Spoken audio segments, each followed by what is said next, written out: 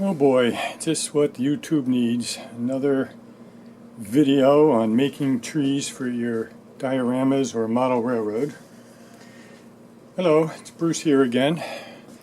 And yes, I need some trees for the scenes I'm creating on my layout right now.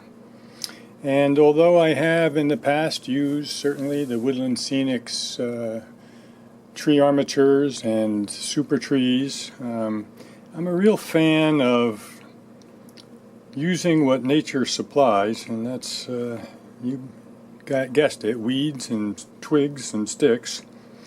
And they have some advantages over those aforementioned armatures, although super trees is also a natural growing bush.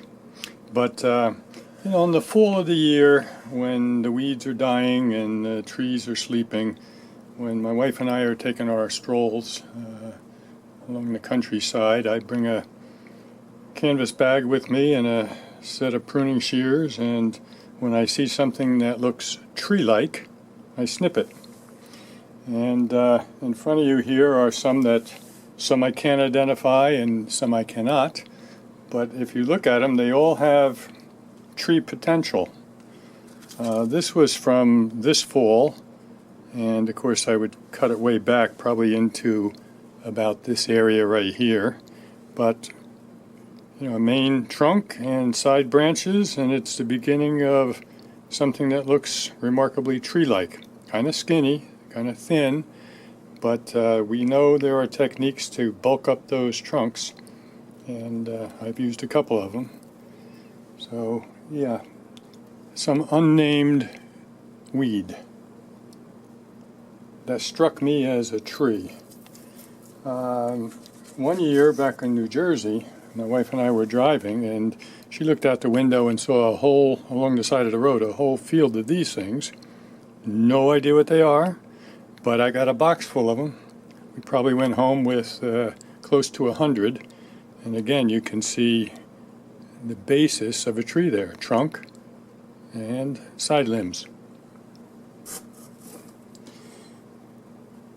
More twig-like, not a weed, tips of bigger bushes like a burning bush often provide you with a great armature for making our model trees, and they have an advantage to me, and that is that they're already covered with bark, and secondly they are bark color, so I don't need to spray paint them, I can just get working on them.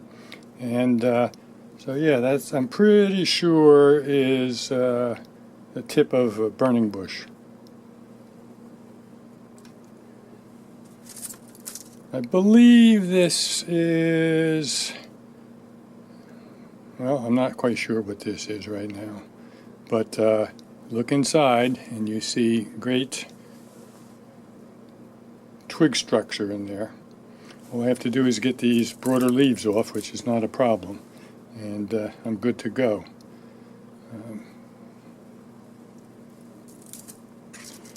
This is a flower that grows in my garden. Don't know what it is. The previous owner of the house planted it. It looks very exotic when it grows. Purple colored leaves and these big balls of purple flowers. And when they dry off, you get something that looks tree-like. Not necessarily like a tree that grows in my neck of the woods, but probably something from the tropics you could make out of that. But I just couldn't resist. I had to add one to my collection. Another one from the end of a bigger bush, very sturdy. Of course, you trim these back. You're not going to use them that full length and so forth. And, yep, a good basis for a tree.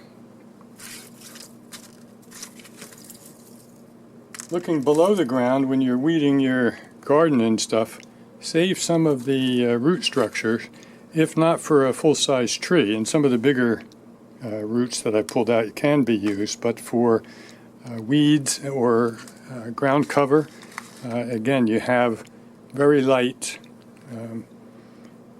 branches in there that you can add stuff to. So that's roots. And this sturdy guy, no idea what bush I took that off, but It was screaming to me to take me home and make a tree out of me, so I did.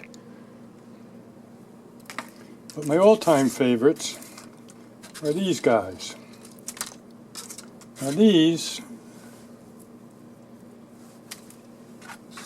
are the end twigs of live oak trees. Live oak trees grow in the south in the United States. One of my sons lived outside of San Antonio, Texas for a number of years, and one time when we were visiting I was helping him trim back some low hanging branches on his live oak trees, and as I looked at them laying there on the ground, I said, holy mackerel, are they perfect or what? They're good and sturdy, they're bark colored, they're fairly symmetrical as you look around. And so, yeah, I went through that pile, I snipped off the ends, got a cardboard box, packed it full of these things, mailed it to myself back in New Jersey. And now that my son, who lived there, is now in Florida, he happens to have a couple of live oak trees in his property again, so he might wonder why, but I'm going to volunteer to help him trim them next time I'm down there. And I've made some good trees out of those. And I think at the end of the video I'll show you one because it needs some refurbishing from years of sitting around in dusty environments. Really old school.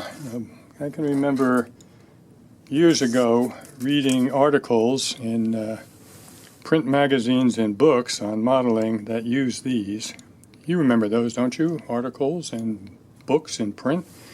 Well, these are the, I'm going to call them flowers that grow on a sumac tree. Not a poison sumac, just sumac. And they grow with all these little branches here, but they have red berries on them. And if you pick off those red berries, you have to they're kind of thick with those berries right now, but if you can just picture what's going on behind those berries, you have a lot of fairly upright branches. And you got the basis of some evergreen trees, if nothing else, or those upright poplar trees. So, yeah, I always look to nature. I've found some really great ones over the years. So, stay around as I continue to work on my layout. At some point, I'm going to need to build more trees, not just refurbish existing ones. And yeah, even though it's the last thing in the world that YouTube really needs, I'll probably do my own videos on creating trees using weeds and parts of bushes and parts of trees and so forth as the armatures. Okay, back soon with that refurbishing.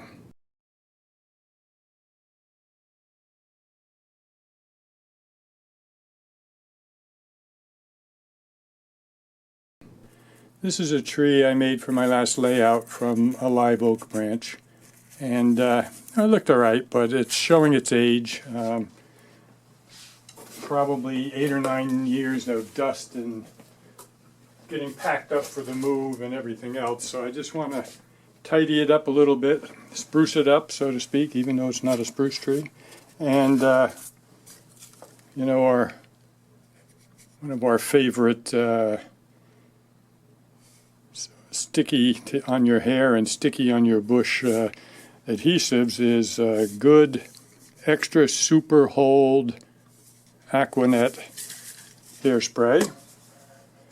So I'm just going to give it a quick squirt, because all I'm going to do is add a little top covering to it to brighten it up a little bit. So let's see how that makes out.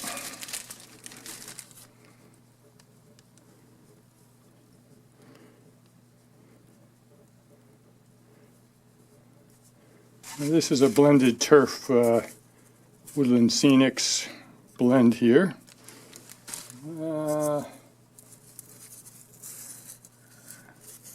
Maybe a little more on this side yet.